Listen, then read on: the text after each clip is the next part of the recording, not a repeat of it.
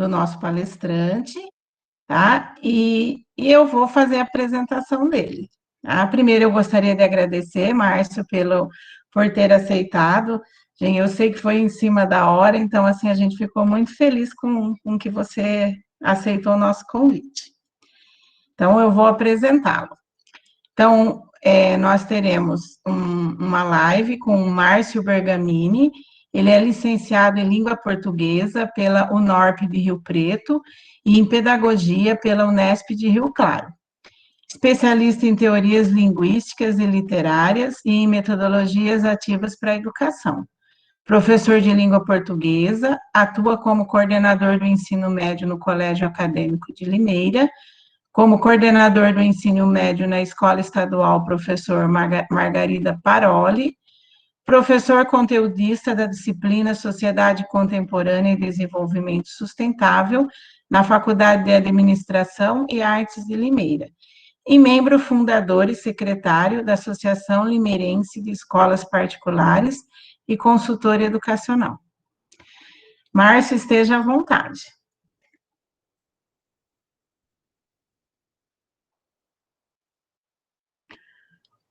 Boa tarde a todos.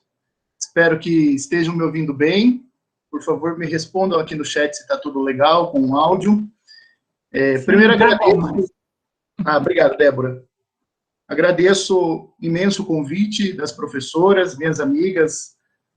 É muito legal estar aqui. A gente sempre vem trocando figurinhas ao longo da nossa jornada e viemos combinando alguns encontros, né? Esperando a oportunidade disso acontecer e felizmente isso aconteceu. Eu estou muito feliz de poder estar aqui hoje falando com vocês, para essa galera toda, e falando com vocês, né, especificamente, porque vivemos um momento delicado da saúde humana, vivemos um momento delicado das nossas vidas, e é importante pensar a respeito disso tudo, pensar a respeito de como as coisas estão se desenrolando neste momento. Eu vou colocar aqui na tela uma apresentação, eu estou com um retorno do celular aqui, e posso ver o chat.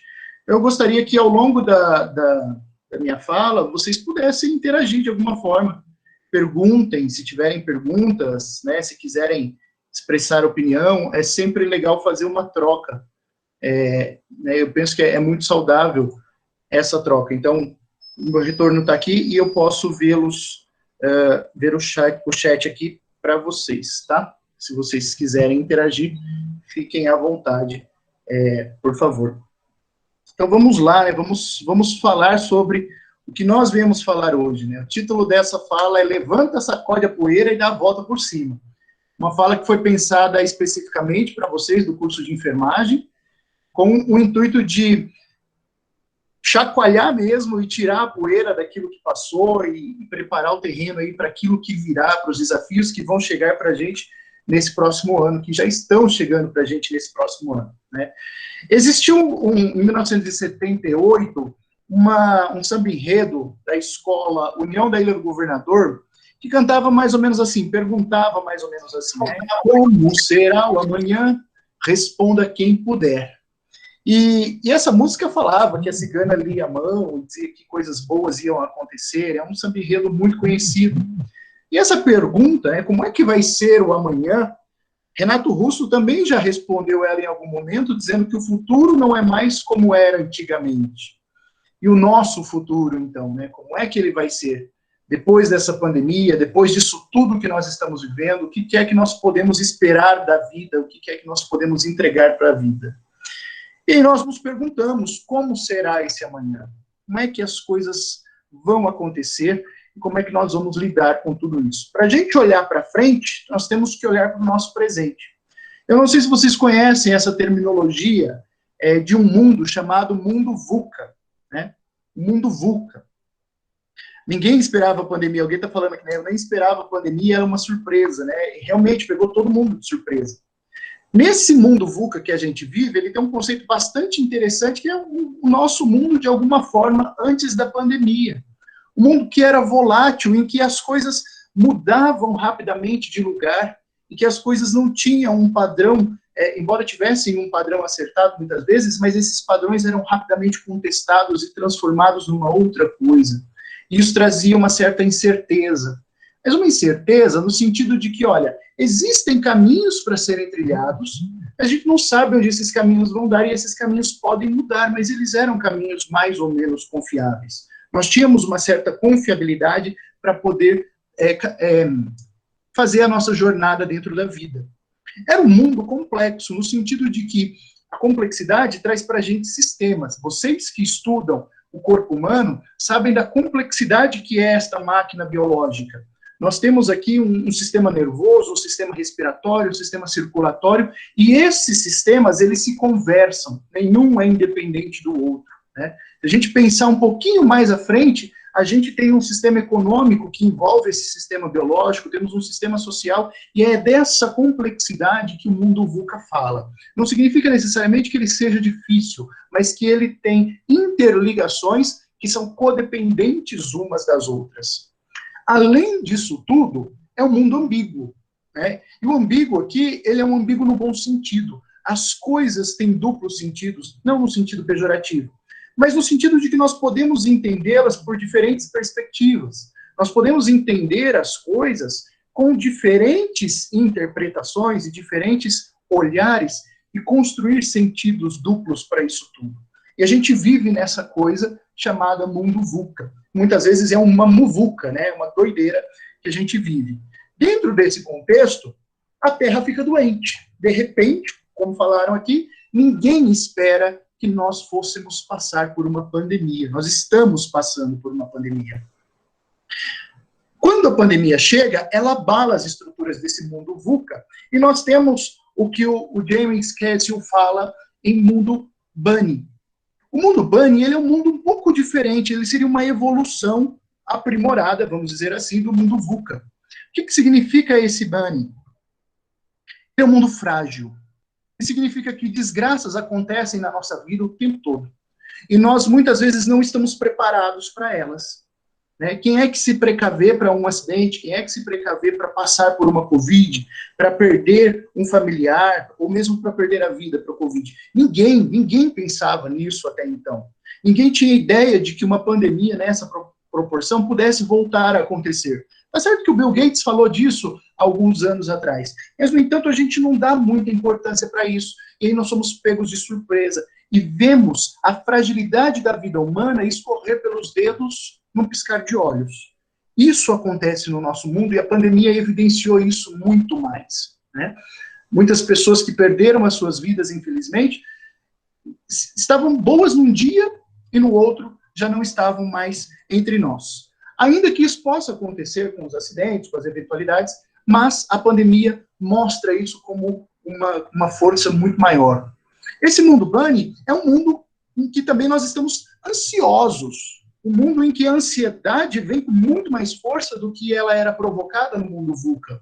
Porque nós ficamos apreensivos com o que pode acontecer daqui a pouco, com o que pode acontecer depois, e nós não sabemos. E também não sabemos lidar com essa ansiedade. A ansiedade, do ponto de vista fisiológico, como vocês em algum momento já devem ter estudado, é uma resposta do organismo às questões do perigo. Né? A gente fica ansioso por uma questão de perigo. Quando ela se torna patológica, que envolve os mecanismos da psique humana, ela se torna perigosa também. Porque a gente não sabe o que vem depois. E o tempo todo nós estamos num estado de alerta para entender ou para dar conta do que vai vir no futuro. E a gente não sabe lidar com isso no presente. Todas essas incertezas, elas provocam essa sensação de querer estar por dentro de tudo, essa sensação de não saber o que está acontecendo, e a gente fica desesperado, como o Bob Esponja roendo as unhas, perde o fôlego, não sabemos lidar com as coisas, e às vezes nos tornamos perdidos.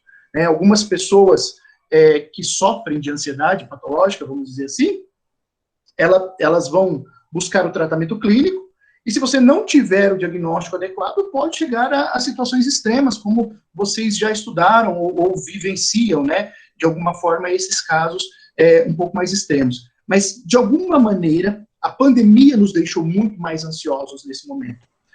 Se existia uma ansiedade no mundo VUCA, no mundo Bunny, ela é muito maior. Uma não linearidade se instala na nossa sociedade. Se antes a gente tinha caminhos incertos, mas eram caminhos, de repente os caminhos eles são desconstruídos nas nossas vidas. E a gente não sabe onde vai parar. Hoje estamos aqui, amanhã podemos não estar, coisas podem acontecer, e essa incerteza da não linearidade, ela se torna muito mais forte, porque a gente não sabe que rumo as coisas podem tomar. Nós vemos na vida política do país, na vida social, coisas acontecendo e nós não damos conta dessas coisas, porque mudam todo momento.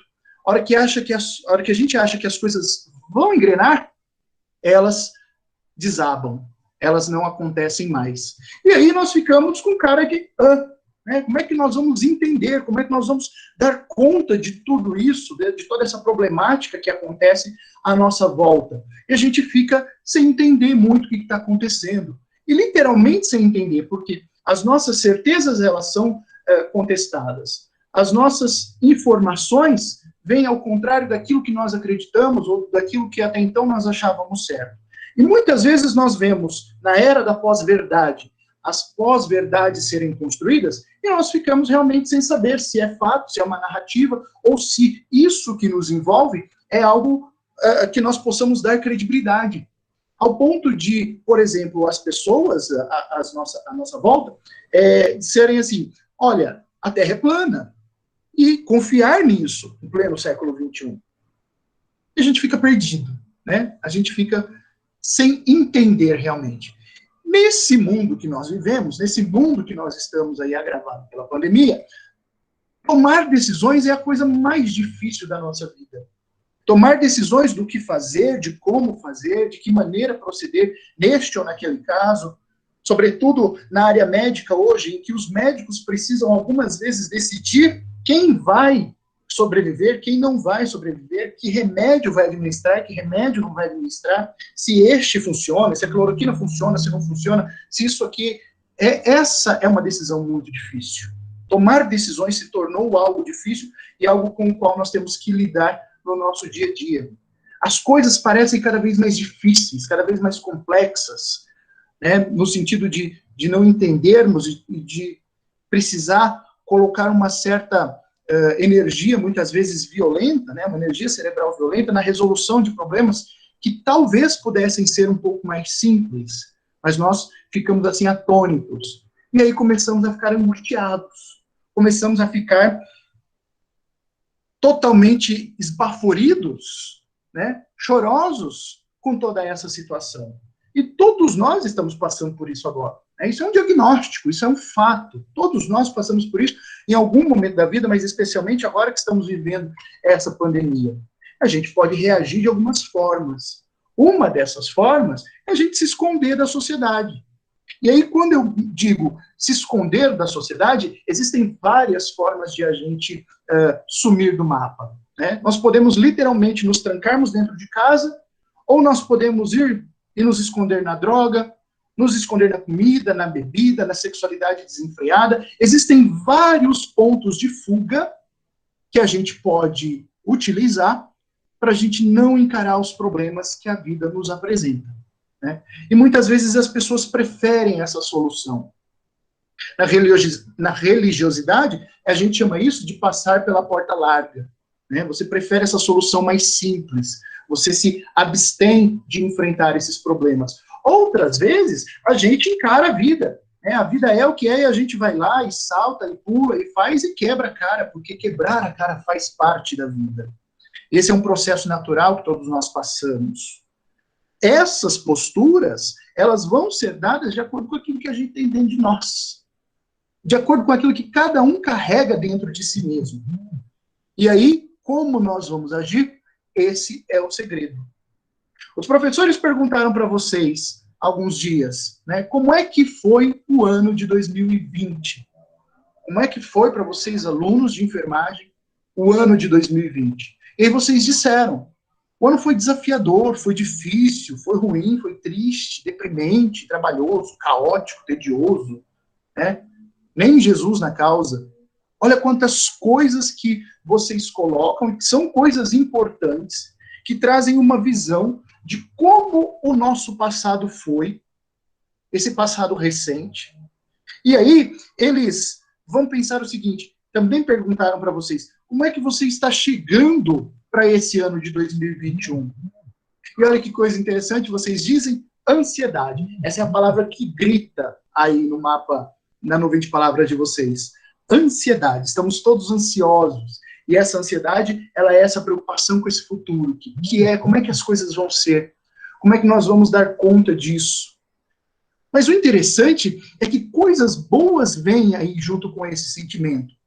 O desafio, a esperança, o enigma, o amparo, a saudade, né, a determinação, essa expectativa, essa animação para trazer tudo isso para este ano, que é um ano novo, mas também é um ano que carrega consigo tudo aquilo que a gente viveu lá em 2020, em que a gente não esperava viver.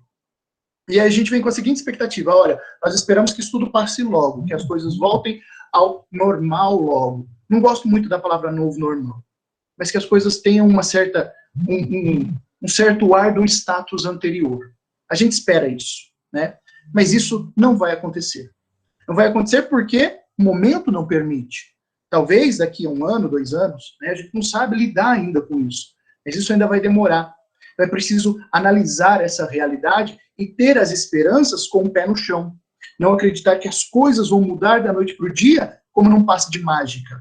Mas que é possível sim melhorar. É possível sim trazer coisas diferentes, coisas novas, a partir daquilo que a gente propõe, daquilo que a gente projeta. Por isso, o meu convite para vocês, meninos e meninas, professores, alunos, é que respirem, né? É um momento de respirar. É um momento de buscar as energias, voltar para dentro de si, reencontrar um certo equilíbrio que nós mais ou menos perdemos e que é difícil, sim, nesse momento que nós estamos vivendo. É difícil nesse novo formato, mas é também uma oportunidade preciosa para aprender e para fazer desse aprendizado coisas diferentes para o mundo. A única forma que a gente tem de transformar o mundo, e quando eu digo mundo, eu não estou dizendo aqui o planeta Terra como um todo. Eu não vou dar conta do planeta Terra, e eu acredito que cada um de vocês também não vai dar conta. Porque nós somos pequenininhos, né? Nós somos uma criatura em 7 bilhões de criaturas. Se eu não me engano é isso, né? Me corrijam aí se eu estiver errado. Não sei como é que está aí o crescimento agora com essa questão da natalidade, da mortalidade do Covid. Mas quando eu falo em transformar o mundo, é o nosso mundo interior. Todos nós temos um mundo próprio, todos nós somos um universo próprio. E aí, como é que nós vamos transformar isso tudo a partir das nossas experiências, a partir daquilo que nós colhemos, vivemos e experimentamos no nosso dia a dia? Quando nós temos uma experiência, e essa experiência pode ser boa, pode ser positiva, nós com certeza aprendemos com elas. Mas o que é que nós aprendemos? Quais conhecimentos nós retiramos daquilo que é bom, daquilo que é ruim, das experiências doces, das experiências amargas? O que eu retiro disso e vou levar para a minha vida e vou transformar isso em aprendizagem para reformar aqui dentro? O meu pensamento, os meus sentimentos, as minhas ações. Esse exercício de autoanálise, ele é extremamente necessário nesse momento, porque é só por meio dele que essa transformação interna acontece e a gente pode transformar o pequeno mundo à nossa volta. A nossa família, os nossos amigos, o nosso relacionamento, a nossa sala de aula. Tudo isso pode ser transformado aos pouquinhos, desde que eu tenha o olhar e a maturidade para entender e compreender isso tudo. Neste momento, nós temos diversas oportunidades. Desafios grandiosos que nós nunca passamos. Desafios que nós sequer imaginávamos que um dia fôssemos passar. A gente assiste filme de ficção, e aí é legal ver os memes, porque os memes falam disso, né? Eu nunca imaginei que aquelas pessoas correndo numa pandemia ou numa guerra de zumbi pudessem ser tão tapadas, para não dizer burras. E agora eu sei que elas são, porque a gente está vivendo uma pandemia e a gente vê que as pessoas, às vezes, são tapadas. Não usam máscara, aglomeram, fazem o que fazem e colocam toda a sociedade a perigo. E como é que nós vamos organizar essas oportunidades? Dentro da nossa área de formação, essas oportunidades dentro de nós mesmos, de um ponto de vista pessoal, tanto do ponto de vista coletivo quanto do ponto de vista individual. Esse é o segredo da coisa, esse é o segredo de saber olhar esse movimento todo e encará-lo como um momento de crise. E é interessante pensar que a crise aqui não é algo negativo. Ela sempre traz uma desconstrução, sempre traz um impacto, mas também sempre traz o perigo, né?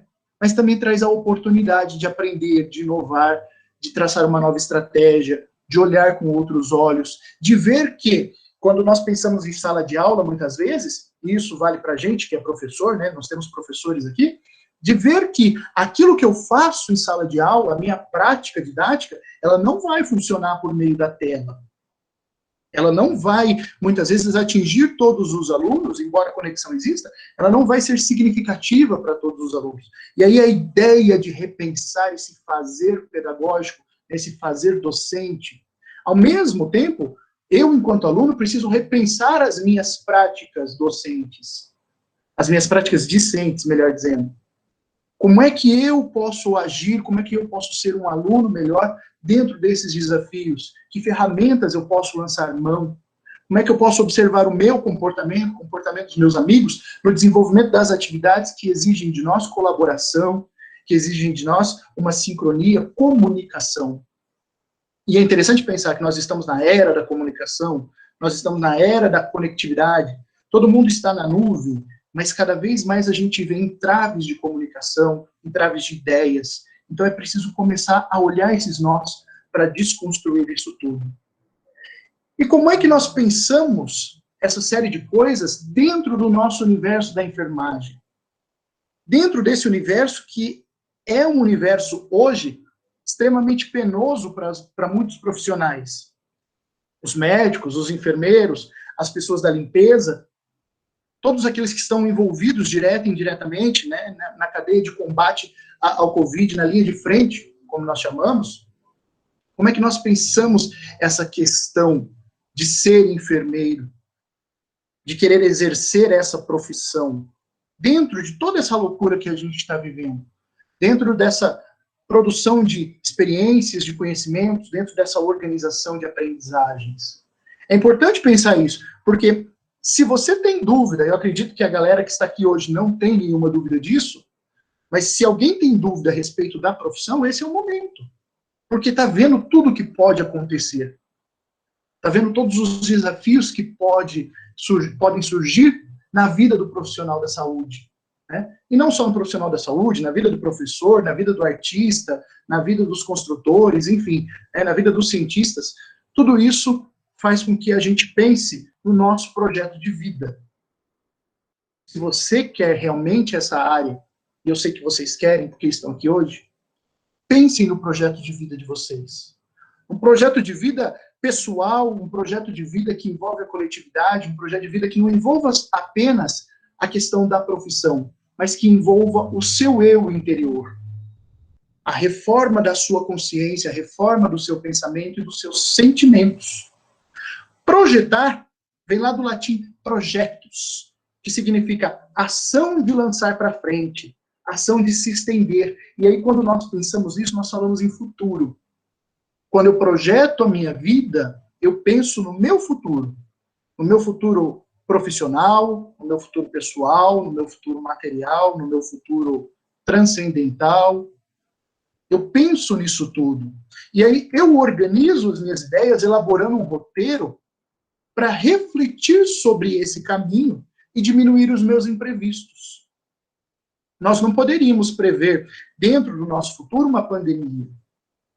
Ainda que alguns maluquinhos pudessem prever aí uma guerra zumbi, um ataque zumbi, alguma coisa nesse sentido. Mas uma pandemia por um vírus era coisa de ficção científica.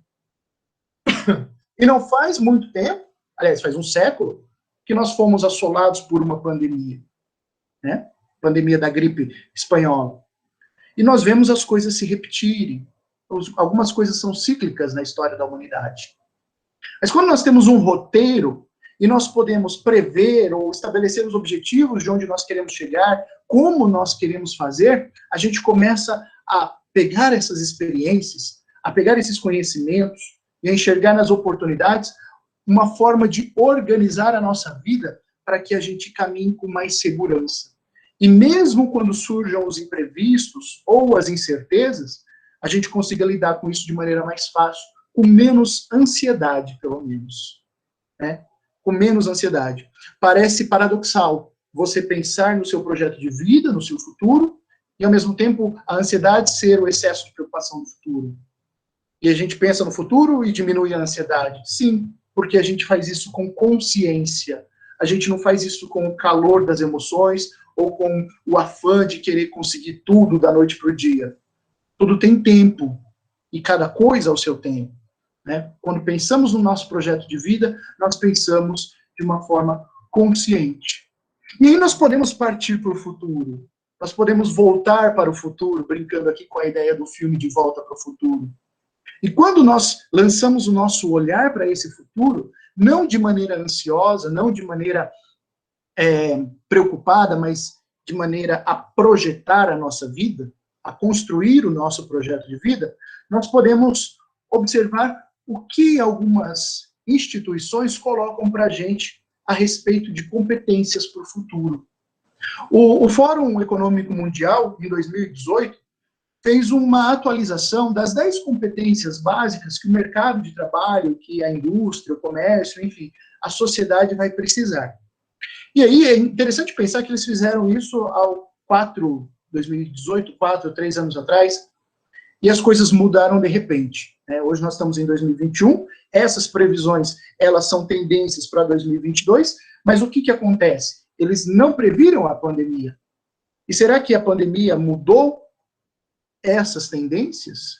Será que essas tendências vão se manter para 2022? Essas competências que são tendências? E quais são elas? E isso é básico hoje para todos nós, em qualquer área do conhecimento, em qualquer campo de atuação social. Especialmente para vocês que estão em sala de aula, aprendendo a como cuidar de vidas, aprendendo a como cuidar das feridas do outro, né? As feridas físicas, muitas vezes, geralmente. Vocês que estão aprendendo precisam ter o olho vidrado nessas competências para saber se estão no caminho certo do desenvolvimento para o futuro. Uma delas, a primeira delas, é o pensamento analítico e a inovação. E olha que coisa interessante, nós nunca fomos tão convidados a inovar quanto neste momento. Um momento que temos que lidar com o distanciamento, um momento que temos que ficar nas nossas casas, inovar a sala de aula, inovar as práticas. E isso é muito interessante para o professor pensar também. Como é que nós vamos inovar essa relação professor-aluno para além do tradicional? Na sala de aula é muito fácil a gente chegar e falar e dar a palestra, etc. e tal. Mas e aqui? Eu estou aqui conversando com vocês, né? Esse foi o formato que nós adotamos. Mas onde está a garantia de que vocês aí do outro lado estão prestando atenção, estão raciocinando, estão fazendo as sinapses necessárias para entender isso tudo e para aplicar isso tudo depois? Portanto, esse formato, né, expositivo, ele hoje está ficando, já era ultrapassado, mas está ficando cada vez mais ultrapassado. É urgente repensar isso tudo por meio do pensamento analítico e com a prática da inovação.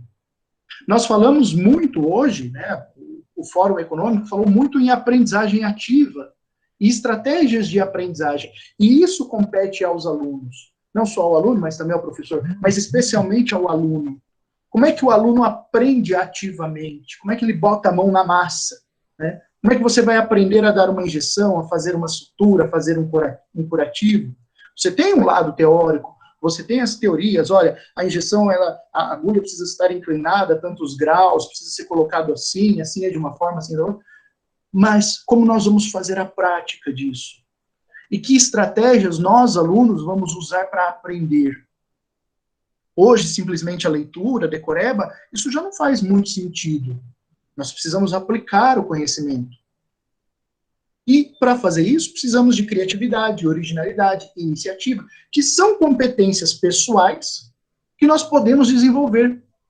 Mas, Berg, eu não sou criativo, eu não tenho ideias. Calma. Quais são as necessidades para a sua criatividade? A criatividade está muito atrelada à necessidade. Você cria coisas novas a partir daquilo que você necessita. Você faz algo original a partir daquilo que ninguém ousou a fazer. E para isso você tem que ter iniciativa. Para isso você tem que ir à frente. Outra competência bastante interessante que nós podemos aprender em sala de aula, que nós podemos construir, é o design e a programação de tecnologia. Especialmente na medicina, especialmente na área da saúde, onde vocês atuam. A enfermagem, ela tem uma pegada um tanto quanto mais operacional, de fato. No entanto, é necessário que os próprios enfermeiros, as próprias pessoas que estão envolvidas no processo, criem coisas e programem, desenhem, né? O design vem do desenho, desenhem coisas e programem a tecnologia para facilitar a própria vida. A função da tecnologia é essa, facilitar a nossa vida. É que a gente desvia, né, essa função da tecnologia. Muitas vezes a gente substitui a vida pela própria tecnologia. Mas a ideia é que a tecnologia facilite. E nós precisamos de pessoas que pensem esses processos, que consigam observar esses processos e tentar desenhar e tentar projetar as coisas e programar a tecnologia para que a gente possa, de fato, facilitar a vida das pessoas. Uma quinta competência, e ela é básica, e ela sempre esteve presente no hall de competências do Fórum Econômico, é a questão do pensamento crítico e da análise. Pensamento crítico e análise. Pensar criticamente é pensar a partir de critérios. Pensar criticamente não é ser aquele crítico chato que critica tudo, nada tá bom, isso aqui não presta, não. Isso é ser chato. Isso é ser, né, um cara chato. Pensar criticamente significa, eu tenho critérios para pensar assim. E quais são os meus critérios? Quais são as minhas exigências? Quais são os meus parâmetros? E a partir desse pensamento crítico, de critérios, eu estabeleço análises da realidade e proponho coisas para que essa realidade possa ser mudada. Proponho coisas para que as coisas possam ser facilitadas.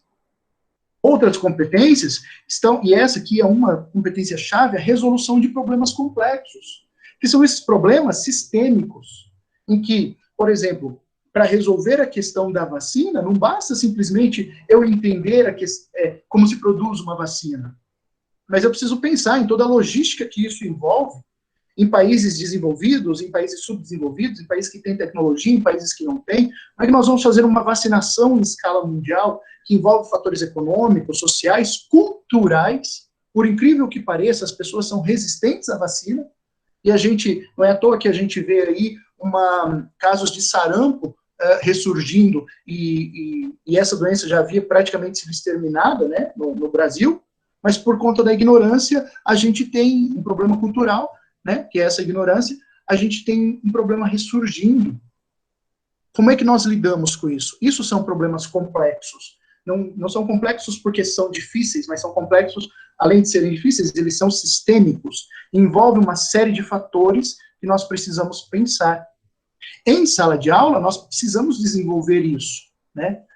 Por meio da aprendizagem baseada em projetos, da aprendizagem baseada em problemas, de estudos de casos. E a área da saúde é o campo perfeito para exercitar esse tipo de metodologia. Outra competência que a gente vai utilizar muito nessas próximas décadas é a liderança e influência social. E aqui, influência social, a gente não está falando só de postar fotos bonitas no Instagram para influenciar todo mundo, né? Os digital influencers, porque influenciam o consumo, né? Vamos pensar assim, o que um digital influencer influencia? O consumo. Mostram um produto, né, os recebidos, os famosos recebidos, olha, gente, eu recebi aqui um mouse, esse é o melhor mouse e eu quero que vocês comprem esse mouse. Precisamos influenciar socialmente do ponto de vista político, não de politicagem, mas político aqui, dessa ética social que a gente tem para a condução da própria sociedade. E isso só é exercido por meio da liderança. Onde nós vamos desenvolver isso? Em que situações? Nos amorosos, benditos, deliciosos trabalhos em grupo, em que a gente briga, em que a gente se escamboteia, em que a gente se rasga, mas precisamos entregar algo para os professores. Né? Fazer trabalho em grupo é uma experiência difícil, sim. Né? Quem passou por um curso e saiu ileso de um trabalho em grupo não fez o curso direito, eu costumo brincar, porque alguma hora vai dar treta. Alguma hora a gente vai entrar em conflito. E o conflito é bom, o conflito ele é necessário. Se todo mundo pensasse igual, da mesma forma, as coisas não teriam graça, nós não produziríamos conhecimento. O que a gente não pode entrar é em confronto, em bater de frente uns com os outros. Nós precisamos usar da nossa liderança e da nossa influência social, né, para que a gente use o conflito para crescer socialmente, para ajudar o outro a crescer e também para que a gente possa crescer. Desprender um pouco das próprias ideias e tentar olhar com a palavra do momento, com a empatia, né, olhar com os olhos do outro. Para isso, a gente tem que ter uma outra competência chamada inteligência emocional. Né? Se ninguém saiu 5 minutos no soco sem perder a amizade, não fez o trabalho direito. É mais ou menos por aí. E aí a gente tem que ter inteligência emocional também para poder sair no soco, para poder brigar, né, no bom sentido aqui, e dizer, olha, eu não concordo com você, eu não penso que seja assim, vamos rever isso, mas sem perder a amizade. Né, sem perder a amizade. Nós podemos, eu costumo brincar assim, que com os amigos de verdade, a gente briga assim. O amigo de verdade não é aquele que passa a mão na cabeça, que vai lá e fala, não, você está certo, é isso aí, que apoia incondicionalmente. É o cara que te diz, olha, você está errado por isso, por isso, por isso, por isso. E as coisas podem ser melhores se a gente fizer assim, assim, assim, assado. Tem que ter essa inteligência emocional, reconhecer as emoções, saber qual é a sensação que cada uma provoca no corpo. Tem gente que fica com raiva e sente dor de estômago, tem gente que fica com raiva e dói os dentes, tem gente que fica com medo e sua frio, gela as mãos. Então, saber ler as emoções, saber compreender as emoções, e principalmente para vocês que são da área da saúde, que estão lidando com pessoas frágeis, né, fisicamente frágeis, emocionalmente abaladas, é fundamental para que você consiga prestar o melhor atendimento possível para o seu paciente, para a pessoa que está enferma, para quem você está cuidando. E isso é uma capacidade, assim, fantástica que todos nós precisamos desenvolver dentro da nossa casa, dentro da sala de aula, no nosso trabalho, onde quer que nós estejamos. Lidar, né, essa alfabetização das emoções, ela é fundamental para que a gente possa ter bons relacionamentos. Isso faz toda a diferença. Eu costumo ver um meme, né, acho que da enfermagem da depressão, aquele meme que fala assim, por que enfermagem? Enfermagem por amor. Aí você olha a foto dos enfermeiros, estão tudo lá, carrancudos, né, aquela coisa assim, natural, pela situação que vive, pelas questões de saúde, né, de estrutura da saúde do país. É compreensível que a gente tenha um certo mau humor, a gente tenha um certo ranço das coisas. Mas, no entanto, nós temos a escolha também de estar ali ou não. A mesma coisa é o professor, né? Imagina, a escola hoje, a escola pública de uma forma geral, e eu conheço muito bem essa realidade de perto, ela tem todos os problemas que ela tem. Mas eu não posso simplesmente escolher fazer educação por amor e chegar lá e ficar com essa cara feia. Isso faz toda a diferença. Eu raramente fico doente. A última vez que eu fiquei doente, ainda estudava aqui com as meninas e contei para elas que eu havia ido para a Unimed tomar um soro. E aí eu tinha sido atendido, estava lá tomando meu soro e vendo a diferença de tratamento dos enfermeiros, né? E aí alguns nomes eu guardo, comentei com as meninas, haviam sido alunos do Cotil. Acho que tanto um quanto os outros que estavam lá. E o legal foi assim, olha, você vê um enfermeiro que trata muito bem o paciente, com paciência, explica e diz por que está fazendo, e pede para ficar calmo e coisa assim, dá um apoio, né, fazendo o serviço, enquanto o outro faz o mesmo serviço, mas não conversa de cara fechada e não está nem aí, se está colocando de algum jeito a seringa do outro, enfim. Isso faz toda a diferença. Né? Essa inteligência emocional faz toda a diferença no momento de você lidar com as pessoas. Outras duas competências são o raciocínio, a resolução de problemas e a ideação. Hoje a gente fala muito em design thinking, né? O desenho das ideias. Essa ideação para que a gente possa usar a imaginação e usar de alguns elementos do pensamento para a gente poder resolver esses problemas complexos, para a gente poder chegar a determinados coeficientes de resultados que sejam satisfatórios. Tudo isso a gente precisa aprender em sala de aula, tudo isso a gente precisa aprender a viver na sala de aula e fazer análise e avaliação desses sistemas, né? Não no sentido de são bons ou são ruins, mas para que a gente possa melhorar cada vez mais, para que a gente possa sempre trazer coisas diferentes, para que a gente possa pensar por pontos de vista que não foram pensados e encontrar soluções para facilitar a vida de todo mundo. Mas para isso a gente precisa estar aberto, para isso a gente precisa querer, para isso a gente precisa estar com um gás assim de, olha, as coisas são difíceis, o mundo está passando por um momento difícil, eu não sei muito bem como agir, mas eu preciso aprender a agir. Né? Eu preciso aprender a viver. O Edgar Morin fala muito disso. Nós precisamos ensinar a viver e aprender a viver. Olhar para a poética da vida e perceber que nós temos a capacidade de ir além disso tudo. A capacidade de chegar aonde homens nenhum chegaram. Que é mais do que essa semana passada, a NASA, Agência Espacial Aeroespacial dos Estados Unidos, colocou em Marte um robô autônomo, né, o investimento mais caro da história científica dos Estados Unidos, e levou para lá um robô de 1 tonelada e pouco para explorar um planeta em que, teoricamente, não tem ninguém, pelo menos não biologicamente, da forma que a gente conhece, para explorar a vida, para explorar como é que foi. Eu não sei se vocês acompanharam, mas procurem os vídeos e percebam a tensão da equipe nos 7 minutos ali de pouso da nave, né, de entrada na atmosfera marciana. Percebam a tensão da equipe e percebam como todos eles estavam ao mesmo tempo sintonizados, sincronizados, cada um fazendo o seu papel e a vibração que eles colocam quando atingem o seu objetivo. Uma equipe que não é uma equipe homogênea. Você vê lá a própria líder, né, se eu não me engano, ela tem uma ascendência, ela é de origem indiana. Olha que coisa interessante. Uma indiana dentro dos Estados Unidos comandando uma das maiores missões científicas do nosso século. Olha que coisa bacana. E aí você vê lá os japoneses, você tem negros, você tem pessoas de diferentes etnias, cada uma com seus talentos trabalhando em equipe. Esse é o aprendizado que a gente tem que trazer aqui para o nosso dia a dia, para a nossa realidade. Lá eles estavam todos juntos. Hoje a gente não pode estar junto. Mas hoje a gente tem aqui o Google Meet, a gente tem o Zoom, tem uma série de plataformas em que nós podemos nos juntar para trabalhar em equipe. E saber trocar, saber fazer a comunicação de forma eficiente para que esse trabalho aconteça de uma maneira ativa. E não simplesmente para que o professor fique despejando o conteúdo. Mas nós também precisamos assumir essa postura ativa de querer, de questionar, de buscar, de botar a mão na massa na medida do possível.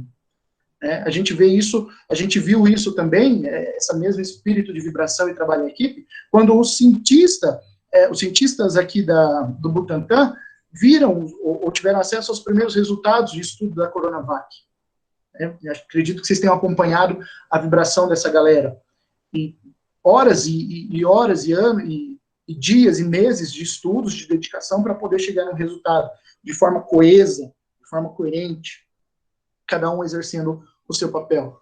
Né? Então, existem várias plataformas hoje que nos permitem, no ensino remoto, fazer isso de uma forma muito bem feita. E aí, meus amigos, como é que nós fazemos tudo isso? Né? Como é que nós colocamos tudo isso em prática? As respostas estão dentro de cada um de vocês. Cada um de vocês carrega as respostas. Não existe uma resposta certa, não existe a minha resposta para mim, existe a sua resposta para você. E cada um de vocês, professores, alunos, vão ter as respostas certas para si mesmos. E as suas respostas vão servir para o outro à medida em que você esteja aberto para entender a resposta do outro também. É assim que a vida funciona. É assim que a gente consegue colocar em movimento. Tudo isso só serve se eu tiver na minha vida um propósito. Para que eu quero fazer enfermagem? Para que eu quero ser jardineiro? Para que eu quero ser professor? Preciso ter um propósito. Dizer que eu gosto de torturar os outros aplicando agulha, não basta. Dizer que eu gosto de ver sangue, dizer que eu gosto de dar ponto, não basta. Dizer que eu gosto de cuidar das pessoas que estão doentes, não basta. Precisa ter um propósito. Esse propósito precisa ser um propósito elevado. Eu sou professor. O meu propósito é transformar vidas por meio da educação. Meu propósito não é ficar rico. Primeiro que eu sei que educação quase não dá dinheiro. Eu digo quase porque, em alguns casos, ela dá dinheiro sim, dá bastante. Mas também o conceito de educação para esses casos é um conceito duvidoso. E eu digo ainda aqui em casa, se eu ficar rico, eu vou investir em educação. As pessoas dizem que eu sou louco. Porque o meu propósito é transformar vidas por meio da educação. É fazer isso que eu estou fazendo aqui com vocês. Trazendo uma palavra amiga, dizendo, olha, tem esse olhar, tem esse outro, você pode ir por aqui, você pode fazer assim, pode fazer assim, mas tenha um propósito.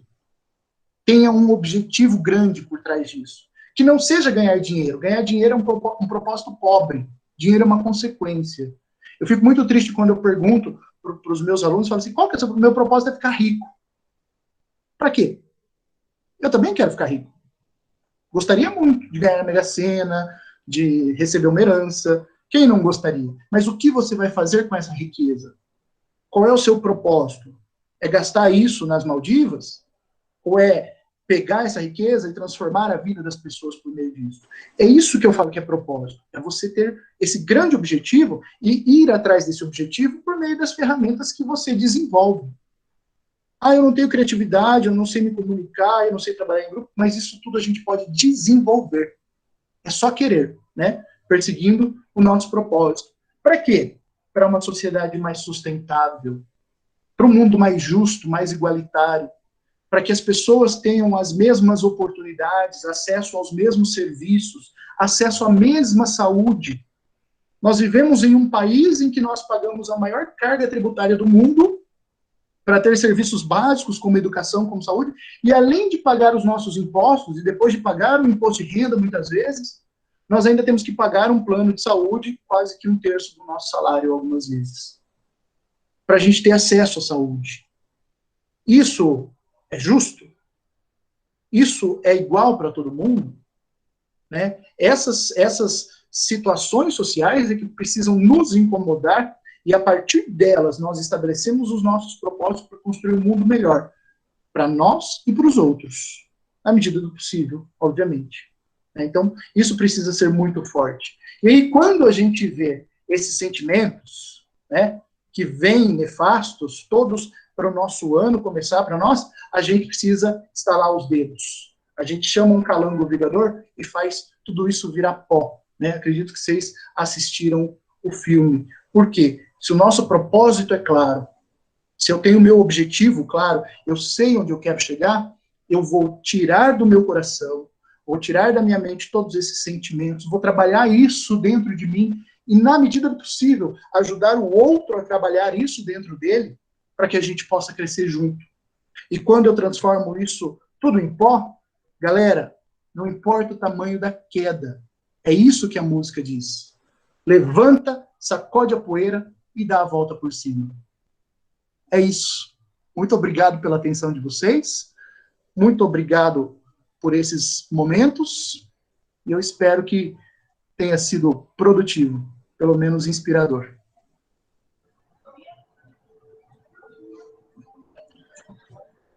Obrigado, nossa, foi muito bom mesmo, Márcio.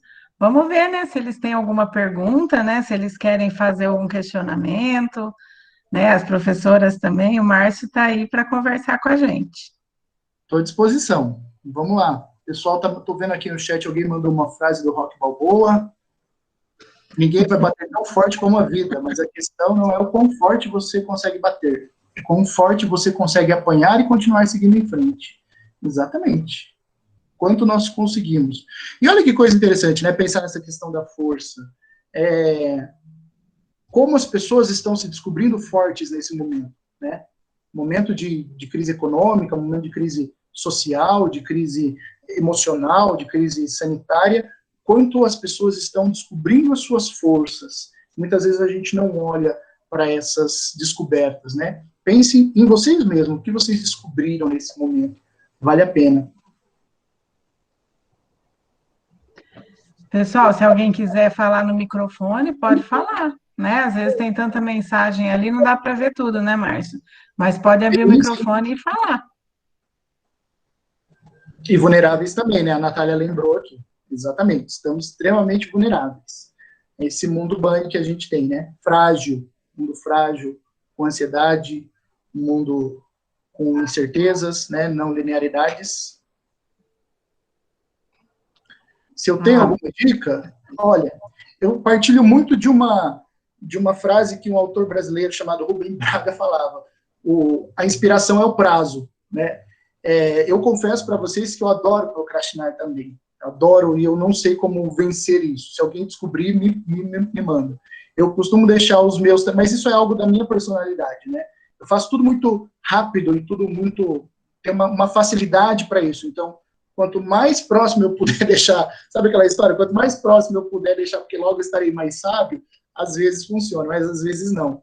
Mas é disciplina. Acho que a grande coisa que eu tenho aprendido é disciplina. Nessa pandemia, por conta do home office, a casa se transforma em trabalho, a gente tem uma série de agendas, de compromissos de escolas diferentes, e aí não dá para deixar as coisas para depois. Então, criar uma agenda é uma ideia bacana, estabelecer essas metas, pequenas metas. Olha, daqui das 10 da manhã às 3 da tarde eu vou ler o artigo que a Andréia mandou, né? Das 3 da tarde, etc. e tal, eu vou fazer a tarefa que a Renata mandou. Então, criar essa agenda para se disciplinar é bacana. É o que eu tenho feito pessoalmente para fazer. Não é um exercício fácil, porque isso varia de personalidade para personalidade.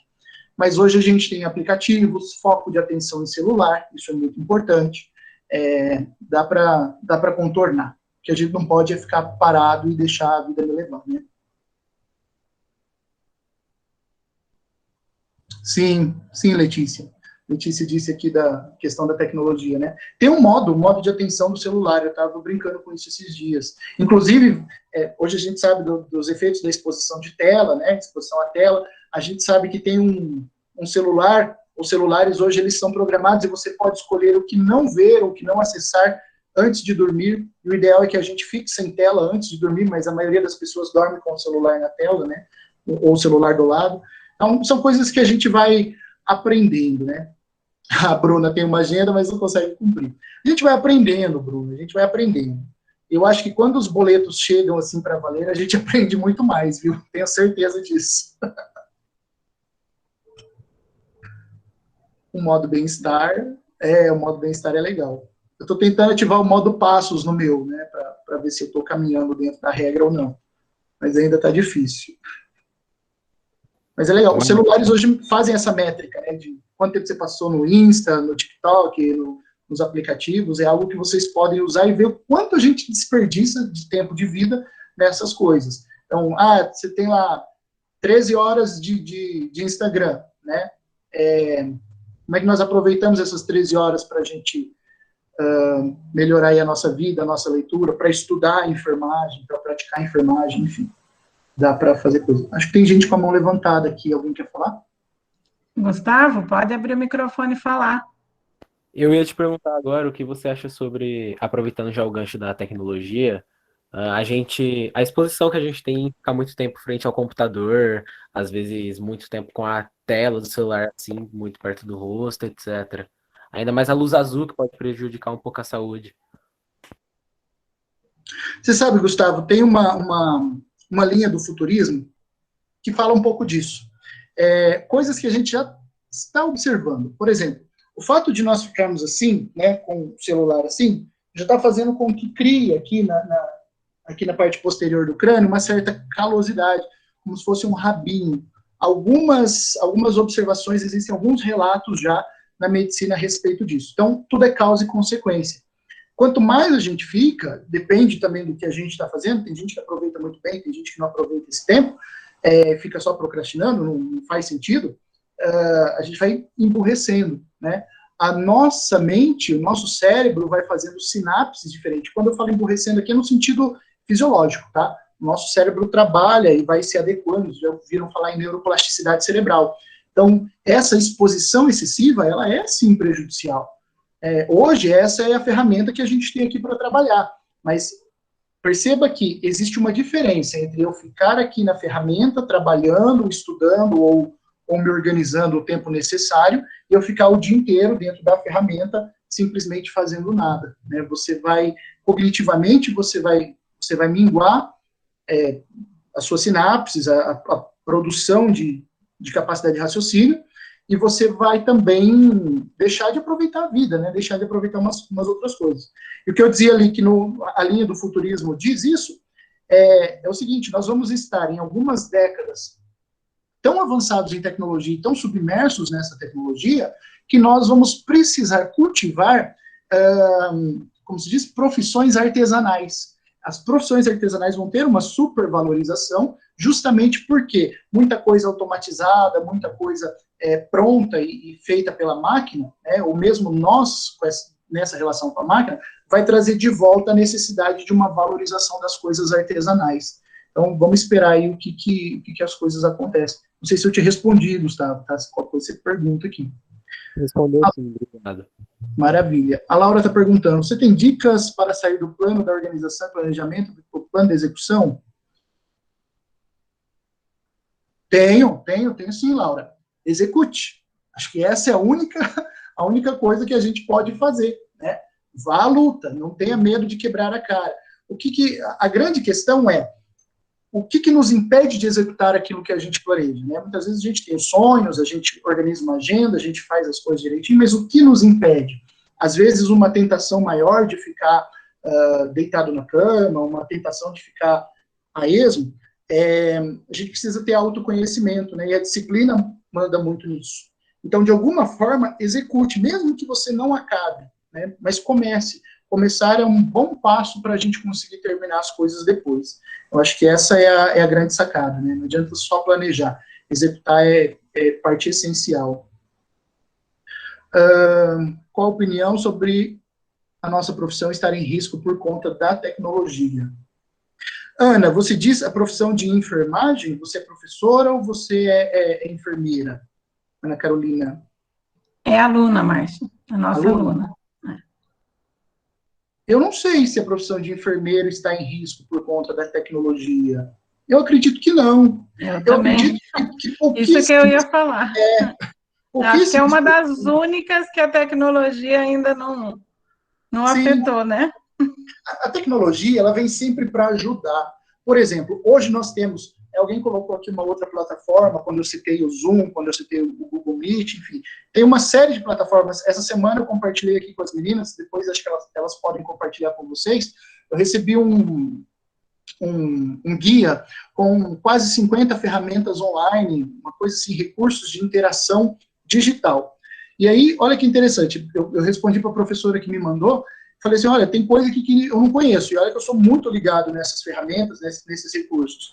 Então, a tecnologia, ela não vai substituir e nem colocar em risco as profissões. A gente falava, a tecnologia vai colocar em risco a profissão do professor. Balela.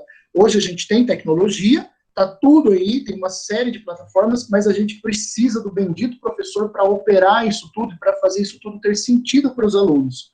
A tecnologia vem para ajudar, ela deve vir para somar e não para substituir. É lógico, existem coisas, hoje você não precisa mais de um boia fria, né, para cortar a cana, você tem uma máquina que faz todo esse trabalho. Alguns serviços braçais, eles podem ser substituídos pela tecnologia. Hoje você tem impressoras 3D que constroem casas de cimento, isso é fantástico. Mas você precisa ter um homem ali, um engenheiro, alguém para operar isso tudo, para calcular, para fazer com que as coisas funcionem. E eu acredito muito que na enfermagem também seja assim, né? Embora você tenha automatização de processos, você tenha, como se diz, ferramentas para monitorar sinais vitais, etc. e tal, você vai precisar de alguém ali para cuidar, para conseguir fazer as coisas acontecerem, né? Não é dispensável, o ser humano nunca vai ser dispensável nesse sentido. E quando você não consegue separar o lazer dos estudos, por exemplo, a ansiedade e necessidade de estar sempre fazendo algo produtivo, principalmente no EAD, onde o espaço de descanso é o mesmo que dos estudos. Boa pergunta. É uma questão de foco, Giovana. Primeiro, os estudos, eles podem ser prazerosos e podem fazer parte do seu momento de lazer, tá? Acho que essa é uma grande desconstrução que a gente tem que ter. Falar assim, agora eu vou estudar. E estudar é um negócio chato, penoso, que eu tenho que ficar ali, etc. e tal. Tudo vai, obviamente, de como os professores, e aí, professores, prestem atenção nisso, de como vocês entregam o conteúdo, trabalham, estimulam o seu aluno a estudar, né? A gente pode aprender uma série de coisas na prática e como se fosse uma grande brincadeira séria, né? A gente pode usar gamificação, a gente pode usar desafios, dinâmicas, enfim, tem uma série de coisas para isso. Mas um pouquinho de disciplina é pensar nisso. Aproveita que o celular bloqueia alguns aplicativos e se bloqueia, né? Faz isso com você mesmo.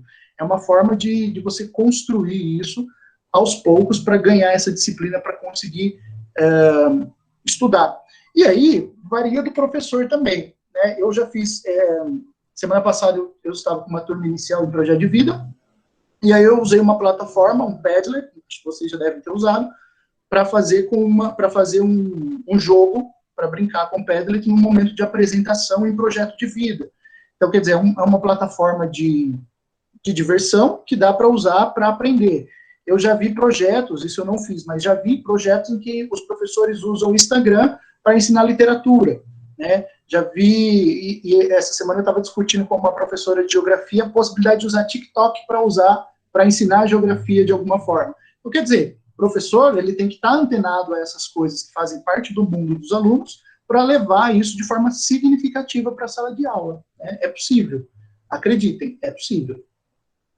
O Luiz está dizendo aqui que o irmão nasceu com 6 graus de hipermetropia e trabalha no computador, sempre deixa a lâmpada acesa para compensar. Sim, é uma questão fisiológica, né? Acredito. Não sei como é que funciona essa hipermetropia e os efeitos disso. A Bruna está dizendo, eu percebi que às vezes, enquanto estou descansando, acabo ainda pensando no que eu tenho que fazer. Aí parece que eu não descanso realmente. Aí não tenho energia para realizar as tarefas do dia a dia. Ah, aí isso é legal. Existe uma coisa que não sei se era o Máximo Domênico, é um italiano, não me lembro agora o nome dele. Deixa eu só googlar aqui. Ócio criativo. Ócio criativo. Deixa eu ver quem é que fala. Ah, o Domênico De Masi. Domênico De Masi. Ele tem um livro chamado Ócio Criativo. Esse ócio criativo, ele fala exatamente dessa capacidade de a gente estar descansando e criando. É um estado da mente em que a gente não fica preocupado com aquilo que a gente tem que fazer, e isso acaba gerando ansiedade, né? A preocupação com o futuro. Então, a gente se desprende um pouco desse futuro, daquilo que está para ser realizado, para a gente viver esse presente e criar nesse presente. E criar aqui, que eu digo, não é criar, assim, grandes obras de arte, sinfonias, mas é criar coisas para você. O Edgar Morin vai chamar isso de poética da vida. E você cria os seus prazeres. Eu, por exemplo, crio girafas, né? Não tenho nenhuma aqui agora. Mas eu gosto de desenhar girafas, eu gosto de fazer girafas de papel. Então, isso é a forma com que eu tenho de desligar das coisas. Por mais que, às vezes, eu tenha inúmeras coisas para fazer, eu faço isso, né? Eu me dedico ao ócio criativo, para a gente poder respirar. Se a gente não respirar, lembra lá que eu mostrei o Felipe Neto? Respira. Essa é a dica, né? Eu sempre falo para os meus companheiros de trabalho. Às vezes as coisas, o bicho está pegando, o povo está lá descabelando, eu falo, gente, respira e, posso falar palavrão, né, tá no horário? Respira e aperta o foda-se, porque tem coisa que foge da nossa alçada. Então, temos que saber como lidar com isso. Mas isso vai tempo, né, isso vai de autoconhecimento, vai de experiência de vida também. Eu acredito que vocês consigam trabalhar isso ao longo da vida de vocês. É bem bacana. O que mais, galera? Estou gostando do papo. Mais alguma coisa, pessoal? Marilene. Oi, Márcio, tudo bom? Oi, Marilene. Já participei de um curso com você em Paulínia, gostei muito de conhecê-lo. Olha, é verdade, nós estivemos lá com o Guilherme Chico, né? Isso. Verdade, me lembro. Então, Márcio, ontem eu estava conversando com um dos alunos, né, do primeiro ano, e ele está trabalhando de manhã, estudando à tarde com a gente, e à noite completando o 2º grau em outra escola.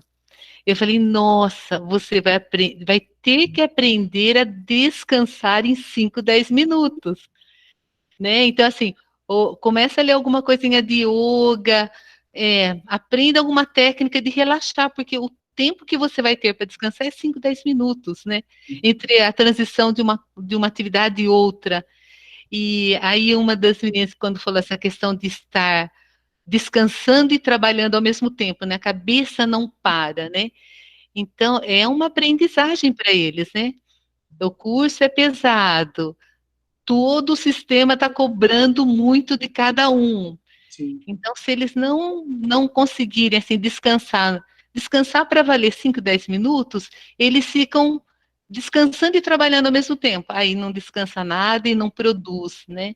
Então, tem muita coisa para a gente aprender, né, Márcia, nessa correria da vida, né? Não sei se você tem mais alguma dica, assim, como que a gente faz para relaxar em pouco tempo, que é o pouco tempo que as pessoas têm, né? Se você tiver mais alguma dica, agradeço. Eu acho que as minhas dicas, elas não são muito saudáveis. Deixa eu falar. São muito boas. A minha rotina é por esses dias. Vocês viram que eu faço um monte de coisas aí, e às vezes quando vai aparecendo eu vou pegando e vou aceitando os convites, estou aqui com vocês, daqui a pouco vou para outra escola, então assim, eu entro eu acordo às 6h15 da manhã, 7 horas eu já entro na escola, fico até 11h30, venho para casa, 2 horas eu vou para outra escola e fico até às 11 da noite. Chego em casa às 11 da noite, eu preciso escrever, como se não bastasse. Escrever conteúdos para disciplinas. Eu acho que vocês têm conteúdos, livros, eu produzo esse tipo de material, né? Conteúdos para disciplinas de faculdade. Não é uma escrita qualquer, não é, exige pesquisa, tem uma pilha de livros aqui do meu lado, enorme, que eu preciso ler e deglutir. Às vezes eu durmo 3, 4 horas, 2 horas por noite.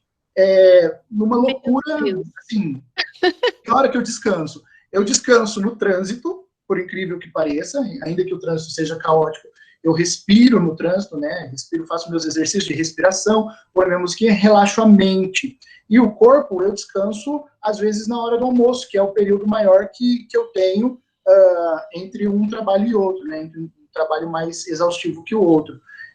Mas, às vezes, eu preciso parar e descansar, porque bate o cansaço físico, né? E eu tô ficando velho, e velho é uma coisa louca. É a primeira vez que eu falo isso, mas vai ficando velho, a gente vai perdendo gás. Então, a moçadinha que está aí nessa vida louca, esse menino vai dar conta. Eu fazia isso quando eu tinha meus 15, 16 anos, virava à noite. Quando eu estava em pós-graduação, eu ia para balada e na sexta-feira fazia pós-graduação, sábado e domingo, e estava tudo bem, né, sorrindo para todo mundo, mas a gente vai perdendo esse pique. Yoga, respiração, meditação, falem com a Andrea sobre isso. Isso ajuda a gente a relaxar a mente, né? Ainda que o corpo não entre num estado de relaxamento, mas a mente relaxada, mente sã, corpo são. Mas você tem que cuidar do corpo também, né? Se você puder fazer uma caminhada, se você puder fazer algum esporte, não só jogar, né, dona Bruna, virar a noite jogando não adianta, mas precisa também dar essa relaxada, né? Dançar, amo dançar, né? Dançava muito, agora não danço tanto por conta do tempo. Mas isso é fundamental para a gente ter uma vida boa, no sentido de saúde mesmo, né? E vocês, que são da área da saúde, melhor do que ninguém, conseguem encontrar os caminhos com mais facilidade. O que eu faço, eu costumo falar que é um suicídio lento, né? Eu sei de todos os perigos disso, mas eu também tenho me policiado. Mas isso são fases, tá, gente? Isso não é sempre. Às vezes aparecem coisas, algumas oportunidades, aí sabe quando você abraça a oportunidade tudo de uma vez? Acontece isso. Mas, no geral, eu consigo levar bem, assim, dormir bem à noite, é tranquilo. E leitura ajuda também, eu gosto. Parabéns, Márcio. Depois de toda essa correria, conseguir ler e não dormir, nossa, é muita motivação, né? A gente tem que ler. Temos que ler poesia, ler literatura, né, ler besteira, fazer palavra cruzada. Besteira que eu digo é livros descompromissados, né? Tem muita coisa que eu leio muito por obrigação, vamos dizer, tem que ler coisas de educação, livros de ensino híbrido, de avaliação, que é o meu universo e é o que eu trabalho. Mas também ler coisas que não tem nada a ver é muito bom, né? Dá pra gente dar uma descansada também. Muito bom, Márcio. Muito obrigada, viu, da minha parte. Achei assim, você falou todas as linguagens, desde a criança até o mais idoso, né? Que Muito bom. obrigada, viu? Fico feliz, Marilene. Obrigado eu. Mais alguma coisa, pessoal? Já estão ficando quietinhos. Acho que agora dormiram. Também estou achando. Aquela fase que a gente dorme na palestra, assim. Bom, Márcio, olha, foi muito bom, né? Eu acho que, como a Marilene falou, você usou uma linguagem que atingiu realmente, né? E assim era o que a gente estava precisando mesmo com eles aí, né? Porque a gente sabe que não é fácil, né? Essa mudança, né? O tempo todo conectado, né? A gente vê como mãe, né? Que tem que pegar no pé, na hora que você vê já está saindo, volta, né? Mas eu acho que você deu bastante dica muito importante aí, né? Bom, vou agradecer, né, em nome do departamento, né, das professoras, dos alunos, dizer que logo eu tenho o certificado para estar te enviando, aí eu passo para as meninas, que acho que tem o seu contato, e aí a gente envia no seu e-mail, né? E muito obrigado mais uma vez por ter aceitado, né, vir conversar com a gente e com os nossos alunos. Imagina, eu que agradeço. A galera está falando aqui que já matou palestra para fazer alguma coisa, que não curte Ô, palestra. Rê, quem levantou a mão? Eu não vi. Alguém levantou a mão? A Ana. Pode, claro. Pode falar, Ana. É muito engraçado, né? Porque de tudo que você falou, o que eu peguei para mim é que a gente vive num mundo que a gente quer tudo muito rápido, né? Sim. E ano passado eu passei pelo processo, né, de preparação para o vestibular. Então, por exemplo, eu estudava uma aula hoje, daí eu tinha que executar, né, fazer os exercícios e tudo mais, e eu queria acertar, tipo, todas as questões, sabe? Eu não me permitia errar, eu tinha que acertar. E daí, quando eu não acertava, eu ficava frustrada, falava, eu não vou mais fazer, eu não quero mais, eu vou desistir. E assim, foi desencadear uma ansiedade muito grande em mim. E assim, a gente eu deitava pensando, meu Deus, o que eu tô fazendo? Eu não posso dormir, porque eu tô dormindo, mas tem pessoas estudando, tem pessoas ali fazendo. E eu preciso terminar. Falta só mais 2 exercícios. Daí eu acordava, fazia esses 2 exercícios. E a hora que eu ia voltar, dormir novamente, tipo, minha cabeça, você vai voltar a dormir? Tem pessoa estudando. E assim, eu não parava mesmo. Eu ficava 2, 3 noites virada, assim. E é muito, muito bom. Cansa, chega uma hora que a gente cansa, fala, eu não quero mais nada, bola pra frente, é isso, e a gente acaba desistindo, sabe? Mas eu sei que eu estava um pouco errada, porque a gente acostumou a ouvir muito aquela frase, trabalhe enquanto os outros dormem. E daí a gente fica nessa coisa, sabe? Tipo, eu não posso descansar o que está fazendo. Essas ideias, Ana, elas muitas vezes elas vêm de uma pressão social que a nossa família coloca, que as pessoas colocam na gente, a sociedade coloca, que olha, você tem que conseguir tudo agora e dar conta de tudo, e na verdade não é assim, né? A gente não dá conta de tudo sozinho, tem muita coisa da qual eu não dou conta e eu peço ajuda, e não tenho vergonha nenhuma para isso, porque eu acho que a vida funciona assim. E essa questão do permitir-se errar, eu gosto muito de quando vocês tocam, alguém toca nessa situação, né? Eu me cobro muito, eu não me permito errar. A gente foi ensinado a não errar, né? A gente foi ensinado a não assumir o erro. Eu digo para os meus alunos, o melhor momento, o momento que a gente tem para errar é agora, num curso de formação, sob a supervisão de professor, e aprender com esse erro, né? O erro não é algo ruim, o erro é algo bom, faz a gente pensar no nosso processo de aprendizagem, como nós estamos lidando com as coisas. A gente fica muito mais leve quando a gente aceita e a gente se permite errar, né? Quando nós crescemos um pouco mais e vamos para o mercado de trabalho, para a nossa área de atuação, a gente fica um pouco mais esperto, mas mesmo quando a gente erra, né, na medida do possível, lá na hora do vamos ver, a gente consegue lidar muito melhor com isso, a gente fica menos frustrado e a gente consegue encontrar saídas e soluções criativas, que são aquelas competências que eu coloquei lá, que o Fórum Mundial coloca, né? Como é que você vai fazer a avaliação do sistema? Então, você errou, onde está o erro? O que esse erro significa, né? O que é um erro dentro desse sistema complexo de coisas? O que a gente precisa melhorar nisso tudo? Então, é trazer uma certa leveza para a vida nesse sentido e olhar isso com bons olhos, né? Dizer assim, olha, preciso respirar, preciso cuidar de mim também, ter um tempo para mim, preciso dormir, e na medida do possível eu faço. A gente não é máquina, nós somos seres humanos. Ainda mais vocês que estão aprendendo a cuidar de seres humanos. Eu acho que esse é o grande recado, né? Cuidem de vocês primeiro, para que vocês possam cuidar dos outros, né?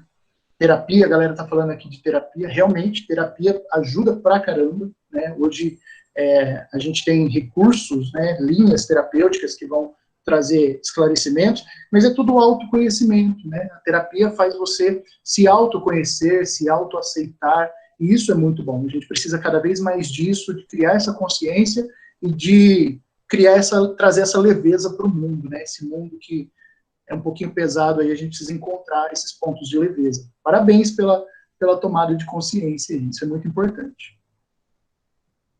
Acho que a Camila levantou a mão. Pode falar. Eu queria só dizer sobre a frase que a Ana falou, treino enquanto eles dormem e tal, sobre essa cobrança que essa frase tem, que tem até um meme que diz assim, ele fala inteiro: treinem enquanto eles dormem, estudem enquanto eles se divertem, persistem enquanto eles descansam, e sofra de uma síndrome de burnout aos 30 e morra de uma vez aos 40, né? Querendo dizer que não adianta você se cobrar tanto e você não viver, né? Exato. Você fica doente, né? Você só vai criando doenças para dentro de você mesmo. Esse excesso de cobrança, esse excesso de coisas. Cada coisa tem um tempo, né? Cada coisa tem uma hora. Se você sente que não chegou a hora, não se preocupa. Né? Nenhum tempo é igual ao do outro. Nenhum tempo é não existe um padrão para as coisas. Então, vamos com calma, vamos no nosso tempo, né? Acho que a gente tem que ter um respeito sem amor próprio, né? Um respeito por si mesmo, pelas próprias fragilidades, pelas próprias potencialidades. Isso é com o tempo. Acho que cada um, se prestar um pouquinho de atenção dentro de si mesmo, consegue respeitar isso de uma forma muito bonita.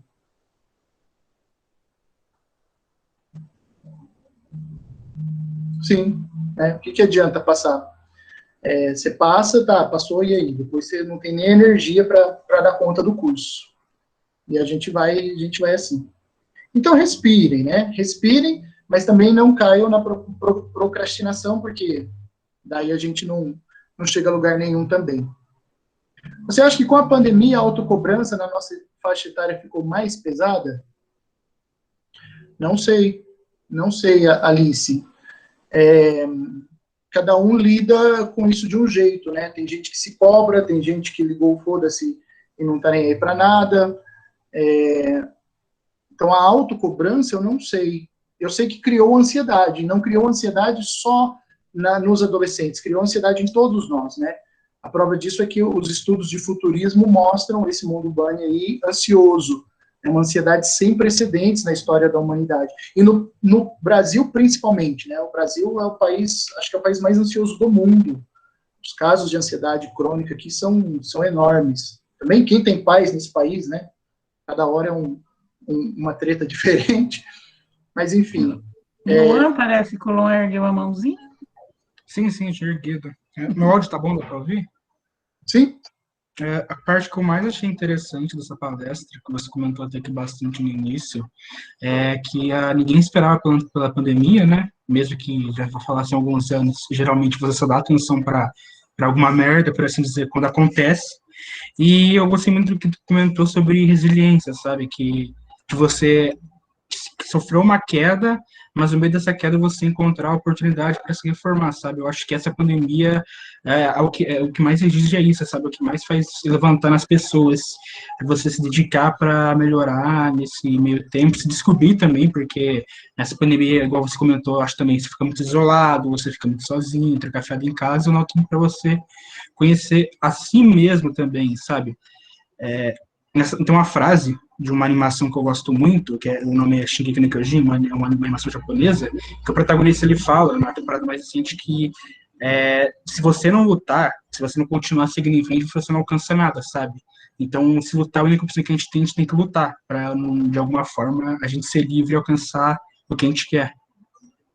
Sim, e principalmente, Lua, saber pelo que nós estamos lutando, né? Eu acho que além de lutar, é saber por que nós estamos lutando. É isso que vai fazer a diferença. Vou usar uma frase coach aqui agora, tá? É isso que vai diferenciar vencedores de perdedores. Mas no bom sentido, brincando aqui com essa ideia, é o que diferencia. Então, existem pessoas que lutam, e lutam pelo quê? Pelo status, pelo dinheiro, por algumas coisas assim, não se conhecem, dão cabeçadas na vida e continuam nessa jornada. Mas essa luta, né, ela parte do autoconhecimento e do estabelecimento do seu propósito, dos seus objetivos, de como, né, a galera está dizendo aqui no chat que se conheceu durante a pandemia, e tem aqueles que dizem assim, eu me conheci e agora eu achei horrível, né? E que bom, então o que você pode mudar nesse horrível? Mas colocar esse propósito em movimento, né? Essa luta precisa ser uma luta com propósito. E se ela não tiver propósito, ela vai ser uma luta vazia, a gente vai queimar energia à toa, e a gente pode até chegar a alguns lugares. E a gente chega, e quando a gente chega, a gente está vazio. Né? A gente chega no, eu consegui tudo o que eu queria, e agora? Né? Estou vazio. Estou cheio de nada. É tipo aquela frase, não sei a fonte, mas ela é bem comentada, do tipo, eu ganhei, mas a que custa, sabe? Sim. A luta que a gente acabou de comentar não é só contra o mundo, sabe? É contra a gente mesmo, a gente tem que se conhecer e tudo mais. Porque o principal conhecimento é o conhecimento de si mesmo. Sim. Concordo plenamente, né? Tem uma outra frase que é meio clichê, que fala assim, eu não vi o mundo competir com ninguém, eu vi o mundo competir comigo mesmo, né? É bem no sentido que você falou. Então, vamos lutar contra o que há de mal em nós para a gente construir um mundo mais justo, um mundo melhor para todos nós, né? Não só para mim, para o eu, mas para todos nós. Eu acho que esse é o caminho. Certo, galerinha? Que papo bom. Eu acho que tá bom, né? Também não vamos abusar tanto de você, né, Márcio? Senão você não descansa. Eu vou sair daqui do trabalho. Então, olha lá, tá vendo? Bom, então agradeço mais uma vez, né? E, né, fique à vontade aí para, né, tá indo fazer seus afazeres e logo você recebe o seu certificado. Maravilha. Eu que agradeço o convite primeiro, agradeço a oportunidade de falar, espero que tenha sido proveitoso para vocês, agradeço a presença de todo mundo aqui e desejo sucesso aí. O que precisarem de mim, contem comigo, tá? Minhas redes sociais estão por aí, as meninas têm meu contato, se alguém quiser, pode ficar à vontade que eu atendo todo mundo, tá bom? Fiquem bem, cuidem-se e até uma próxima. Tchau, Márcio. Tchau. Obrigada, Berga. Nada. Obrigada. Então, tudo de bom, viu? Obrigado. Obrigada, Berga. Tudo de bom. Vamos de música.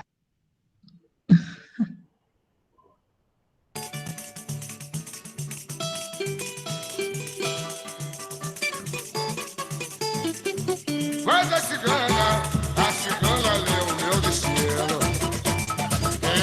Eu sou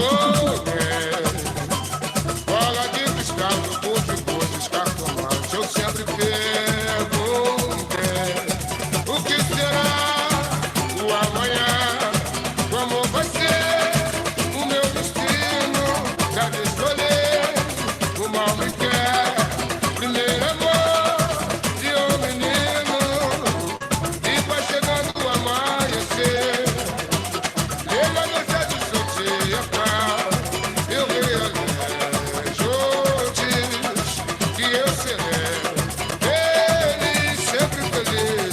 Quando será amanhã? Responda quem puder.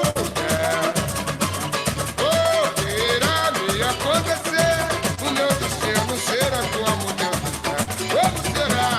Como será amanhã? Responda quem puder. Agora, gente, irá me acontecer, o meu destino será como Deus quiser. Olha esse cana, a cigana é o meu destino. Eu sou agora, gente. Bola de cristal, papo de tudo, cartomante, eu sempre pergunto. O que será o amanhã? Como vai ser o meu destino? Já te escolher, o mal me quer. Primeiro amor de um menino, e vai chegando o amanhecer.